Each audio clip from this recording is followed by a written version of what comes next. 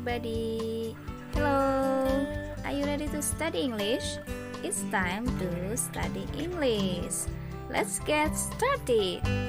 Today we are going to learn about explanation text. Do you know what is explanation text? It is about a text that explains something, for why and how something happened. Before I continue, you have to know what is the purpose, why you must learn about explanation text.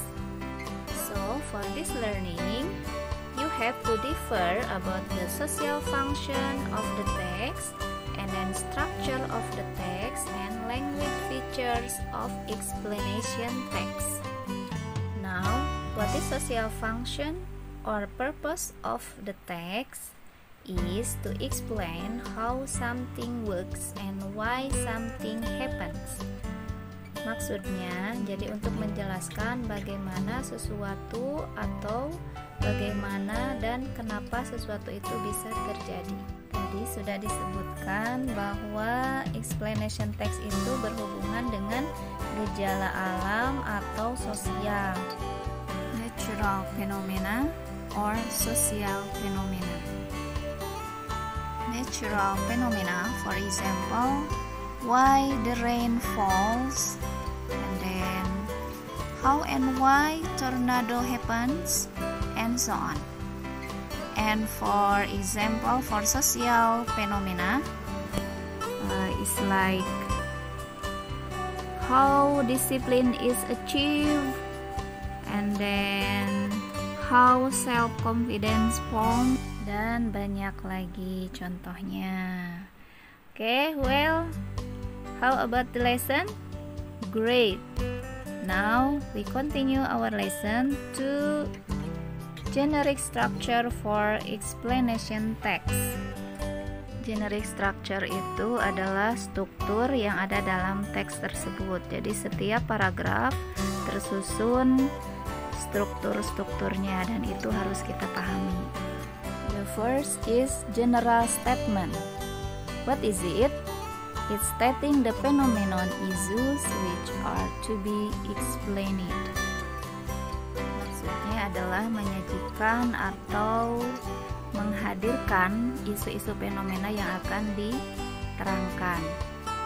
General statement ada di paragraf 1 setiap text explanation.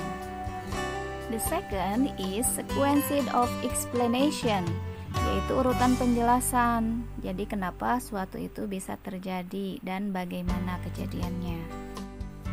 Biasanya ini setelah paragraf ke-1 itu mulai explanation ya, sampai ke paragraf terakhir, karena cuma 2 generic structure-nya.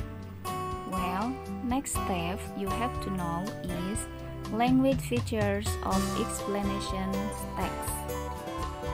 The first is using chronological connection. Maksudnya itu kata penghubung secara berurutan. For example, the first, after that, finally. The second is using generic participant. Maksudnya jadi objek yang dibicarakannya itu bersifat umum. For example, sun, rain, etc. And then the third is using passive voice. Kalau ada yang sudah paham tentang passive voice, bagus ya. Jadi itu nanti tinggal mempraktekkan di teks. Tapi kalau yang belum, nanti insya Allah ada pembelajaran tersendiri tentang passive voice. Passive voice itu kalimat pasif. Okay, 4 is using simple present tense. As we know, for simple present tense you have to use subject plus verb plus verb 1 or subject plus to be. For example, the rain falls. Nah, falls berarti subject plus verb 1. The last is using action verbs. For example, for, falls, take, learn, etc. Action verbs itu kata kerja yang ada gerakannya. Jadi tidak bicara apapun, kalau ada gerakan itu termasuk ke action verb. Okay, it's almost finished for the lesson today.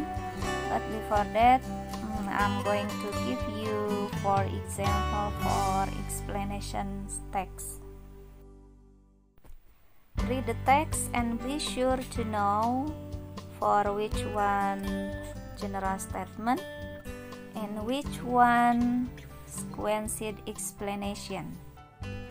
I hope you can understand all. Thank you very much. See you next. Assalamualaikum warahmatullahi wabarakatuh.